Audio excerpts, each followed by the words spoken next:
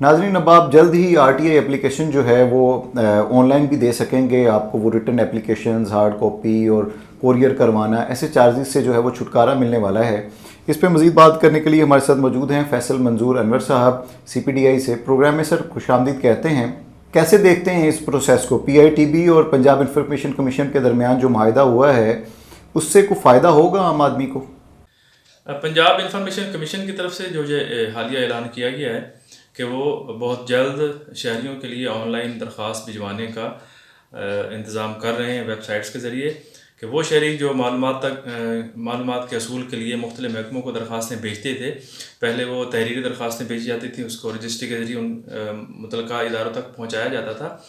तो अब वो सहूलत ऑनलाइन दे रहे हैं ताकि जिस भी इदारे से वो मालूमात हासिल करना चाहें वो ऑनलाइन एक दरख्वास्त भेजेंगे और ऑनलाइन उन्हें बज़रिए ईमेल जवाब मिल जाएगा। ऐलान बहुत अच्छा है, एक अच्छा इक़दाम है इंफॉर्मेशन कमीशन का। उसने MOU साइन किया है इंफॉर्मेशन टेक्नोलॉजी बोर्ड के साथ। लेकिन मैं उस पर यह कहना चाहूँगा कि एक तो जितना जल्दी हो सके इसको अमली जामा पहना है और ये सहूलत जल्द से जल्द लोगों तक पहुँचनी चाहिए, लोग इसका इस्तेमाल करें। और न सिर्फ ये सहूलत दस्तयाब होनी चाहिए बल्कि इसकी अवेयरनेस के लिए भी कमीशन को काम करना चाहिए ताकि शहरियों को पता हो कि ये सहूलत उनके लिए मौजूद है और वो ऑनलाइन किसी भी इदारे से मालूमात हासिल कर सकते हैं। इससे एक तो वक्त का ज़िया जो होता है वो ख़त्म हो जाएगा।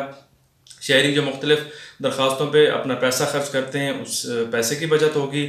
और एक प्रैक्टिस जो थी दरख्वास्त लिख के रजिस्ट्री करवाएं, वो एक प्रोसेस जो लंबा होता था वो ख़त्म हो जाएगा। लोग घर बैठ के ऑनलाइन इंटरनेट के ज़रिए वेबसाइट पे जाके एक एप्लीकेशन भिजवा सकेंगे और उन्हें ईमेल के ज़रिए उसका रिस्पांस मिलेगा।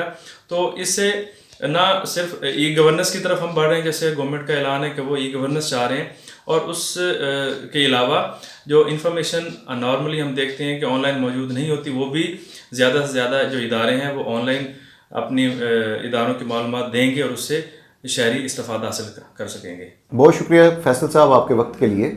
नाज़रीन, आज के प्रोग्राम से इतना ही। मुझे मेरी टीम को इजाज़त दीजिए। अल्लाह हाफ़िज़।